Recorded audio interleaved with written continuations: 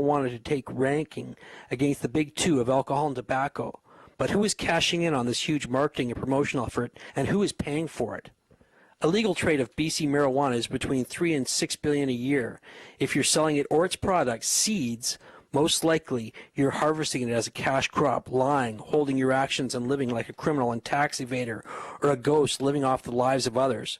If you're buying it, you have seen many take stronger drugs, ruin their health, have relationships disintegrate, seen people use and get stoned instead of achieve worthwhile goals, and some have seen worse and turn their heads. By taking attention off the result and saying it didn't happen because of the pot doesn't change the consequence of this billion-dollar business, BC's largest, from reeling in its toll.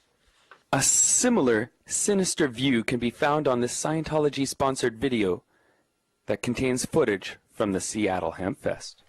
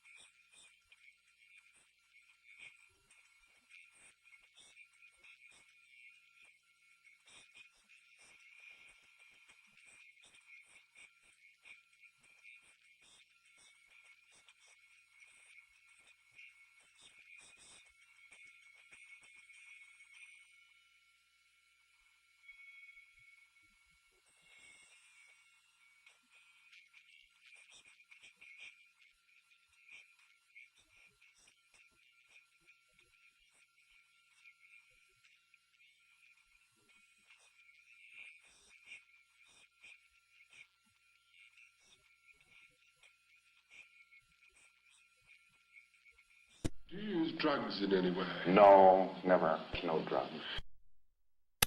Whether or not you are worried about Scientologists, they are certainly worried about you. And the cult's past history of infiltrating government agencies and hiding its identity with the use of front groups cannot be ignored, particularly when it comes to the war on drugs. For the Scientologists' ultimate plan for a clear planet means ultimately a drug-free planet. Do you ever think that you might be quite mad? Oh, yes. The one man in the world who never believes he's mad is a madman.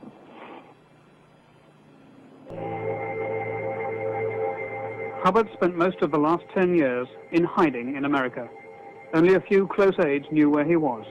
At 2000 hours, Friday, the 24th of January, 1986, L Ron Hubbard discarded the body he had used in this lifetime for 74 years, 10 months, and 11 days. The body he had used to facilitate his existence in this universe had ceased to be useful, and in fact had become an impediment to the work he now must do outside its confines. The being we knew as L Ron Hubbard still exists. Although you may feel grief, understand that he did not, and does not now. He had simply moved on to his next step. Despite the death of his mortal body, L. Ron Hubbard's spirit lives on in that of the Rondroids and Hubbardites who have cleared themselves with his techniques only to download Hubbard's own paranoia, delusions, and other foibles, as is amply demonstrated by the many accusations and court fights the Church of Scientology continually finds itself embroiled in. American Judge Paul Breckenridge said in a recent judgment, the organization clearly is schizophrenic and paranoid, and this bizarre combination seems to be a reflection of its founder, LRH. I feel if your father should die of natural causes, what effect would that have on the faithful? I think it would, I really have no way of predicting, but I think that there's a couple of quotes that my father used to say all the time that really scare me to death. He at one time also was talking about really taking on the world. And I remember 1958, an example, which scared me to death and started myself thinking. He wanted me to devise a plan to try to steal an H-bomb. Your father wanted you to steal an H-bomb? Your father wanted you to steal an H-bomb? Yeah, he wanted me to. From whom? Anybody and everybody. We got. I never got into it because I said, "Oh no, thank you," and sort of things went click in my head, and I said, I have 2 children. I don't want to get involved in that." And that was in late 1958. You wanted to steal the parts or the whole bomb? You know, he wanted the whole package.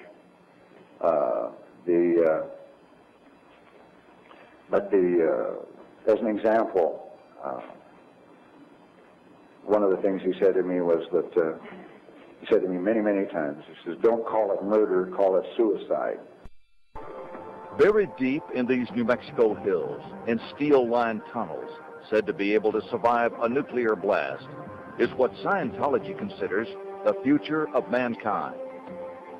Seen here for the first time, thousands of metal records stored in heat-resistant titanium boxes and playable on a solar-powered turntable, all containing the beliefs of Scientology's founder, L Ron Hubbard. And man can achieve these goals today of freedom for himself, for his people, through Scientology. Clearly, Scientology believes it's here to stay. Never